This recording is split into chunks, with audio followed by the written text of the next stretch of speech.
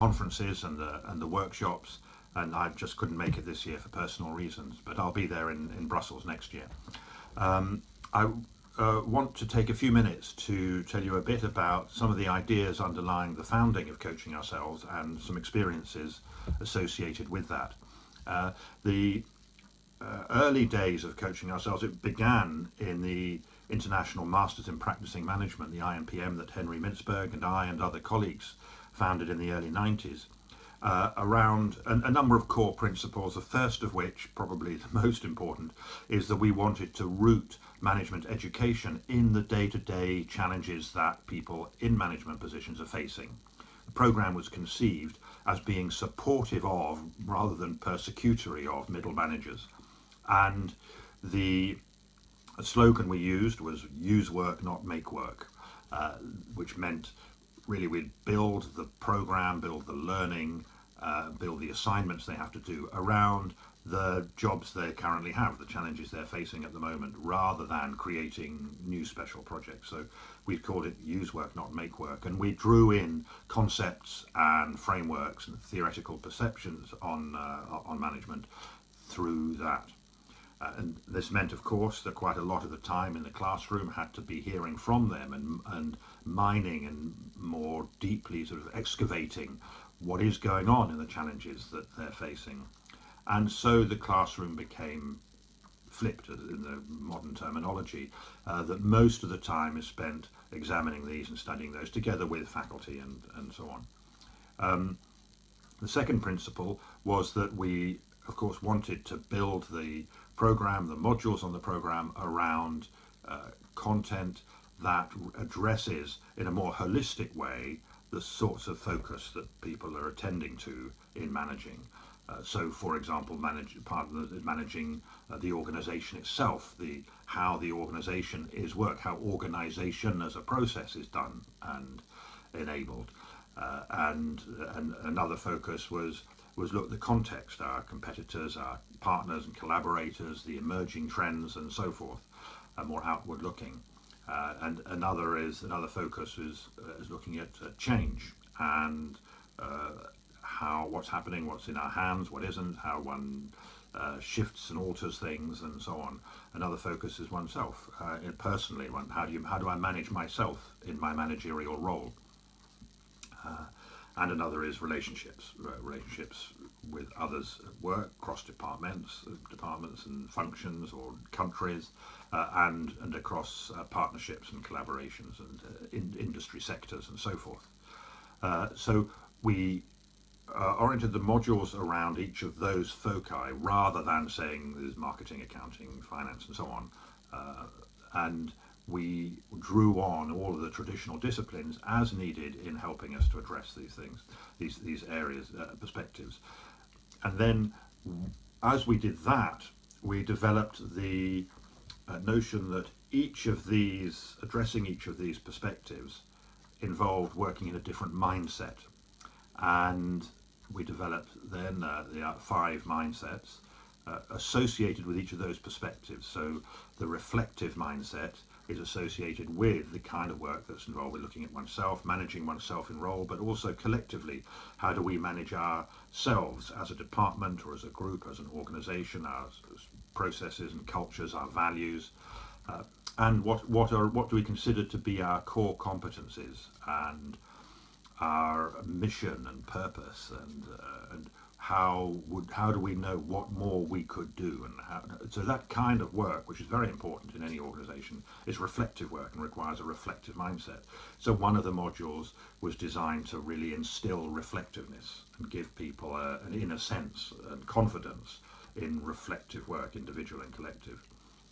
Another is analytical, because when you want to stand objectively and look at what's happening, here we'll look at the parts of a whole, to pull apart. Analysis means pull apart or untie, loosen up the coherent that binds together a story or something. And so analytical techniques now is really involve what you do when you're looking at your organisation or a potential merger or acquisition, and or an investment. So analysis requires one to take apart the apparent coherence and use techniques and tools for that. So it's a different kind of mindset where you're looking sort of objectively at things. The collaborative mindset obviously is in relationships and collaborations, a worldly mindset working with the context, and an action mindset. Sometimes we call that a catalytic mindset in producing change and just making things happen, which is very important and really an awful lot of what management's about. So we developed the IMPM around these three core principles. Use work, not make work. Do what people are actually dealing with now, very experiential. Areas of content that are focused on how things actually look and see as you look out at your work as a management, and the mindsets. And we've taken those three principles into coaching ourselves, which are a means for people in their daily work, in the course of their daily work, to look more deeply at the experience that they have themselves in their managerial work.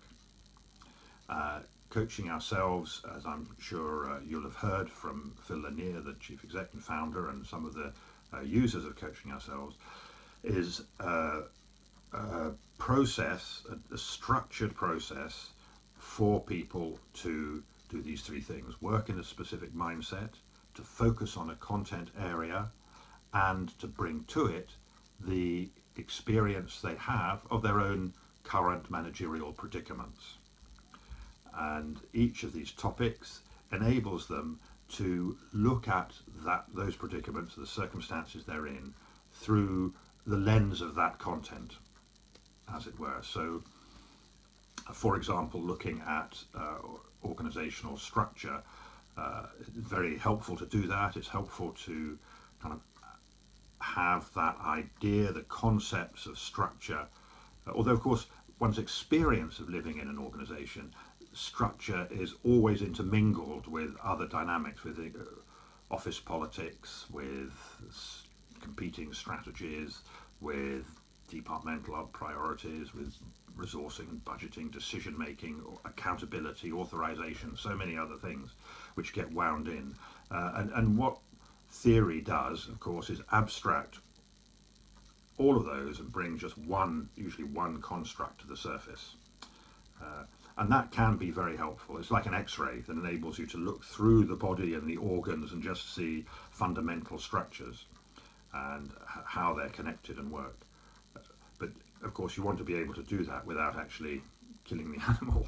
And so what we're able to do with coaching ourselves is to bring people together to have a look with a particular kind of X-ray, let's say, and they may be looking at structure, or maybe looking at dynamics, and maybe looking at performance management or whatever, and to abstract that from the rest of the things going on for a short amount of time and bring their experience or relate their experience to those concepts, and then to put it all back together again, as it were, to see how they fit together.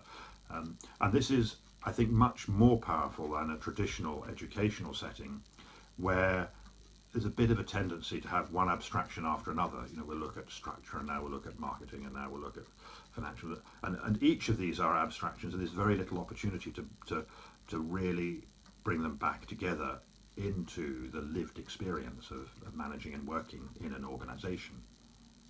So coaching ourselves enables us to remain contextualized, but still to bring conceptual content, and to do so in ways that gets people thinking differently. I want to say a little bit more about that, because it's not only that some of the topics are inherently analytical or reflective or collaborative or whatever. It's that the structure of the coaching ourselves sessions enables this to happen in quite a significant way. You will have seen, if you've had a look at any of the topics, that the temporality is very important. Each stage has a definite recommended amount of time to spend on reading a page, or undertaking the exercises, and then one is encouraged to move on to the next. Now, this serves a number of functions. One of them is of course, to ensure that you get through the whole agenda, that people have a chance to pursue the topic through to the end. It also prevents the conversation from becoming mere gossip, and this this of course means that people whose access to knowledge, or who are lower in the hierarchy, or whose voice might somehow often in office conversations get kind of swept aside, in a more structured way, they are also enabled to bring their stuff to the table. And it means that people are more in control of their contribution. There's a kind of, as we all know, structure provides boundaries with limits, which actually bring a kind of liberty and freedom within those. But the other very important aspect is that by being clear about those time boundaries, it brings a sort of spaciousness into the working life. So whereas most of our days in management are filled up with one action after another and one thing that needs doing after another, a great pile of to-do lists that is forever growing more and more, and whatever's not on the surface is still already kind of bleeping at you before you can get to it. And what the Coaching Ourselves does, by this careful temporal structure, and I have to say the careful composition of the way the session is planned and designed, allows people to concentrate on one thing at a time. And quite a lot of the time, members of the Coaching Ourselves group are listening to one of their colleagues reading the text from the page, and then they're involved in discussions and conversations, in speaking and in listening and hearing each other and being heard. And the experience of this is surprisingly powerful in itself, in enabling people to experience a bit of spaciousness at work, experience their own presence in the place, and thereby to find and reaffirm their own authority in taking up and enacting their role, their work role. Now I want to say a little bit more about this in relation to management development. I have used Coaching Ourselves quite extensively in management and leadership development and in the classroom in formal programs. In executive programs, the MBAs and so on, it's a very useful way for students to both talk about a particular topic, to bring their experience in. It's a structured exercise for an hour and a quarter, and really does enable people to work at a topic in a way that is quite sophisticated in content terms, but also, of course, draws on their own real life experience. And it's a very good introduction often to a topic like change, for example, or performance management, or accountability, or strategy, or organizational structures, and so on. And some of the sessions have very helpfully skills-based that can be used. There's a session that actually I authored on observation, which is really useful if you're getting people to go and do organizational observations, for example.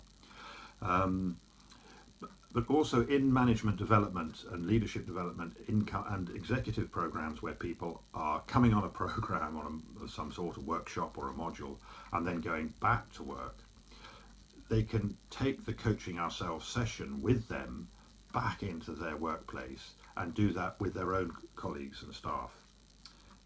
And this is quite unusual because, as I'm sure you know, one of the difficulties with management development is people go off on a course, they have an amazing time, they discover new things about themselves and the world, but it's very difficult for them to communicate that back at home. And therefore, very often, we give them projects to do, which are supposed to have impact at work. But of course, these are busy people who already have enough projects, and what's to distinguish this project from any other one, apart from the fact that somehow it's branded with our leadership program. But it's actually just making more work for them, and not really in any necessary way involving other people in the organization. Whereas Coaching Ourselves is a ready-made tool for participants on programs to bring that learning and structure that learning to their colleagues in the wider group. Furthermore, it models a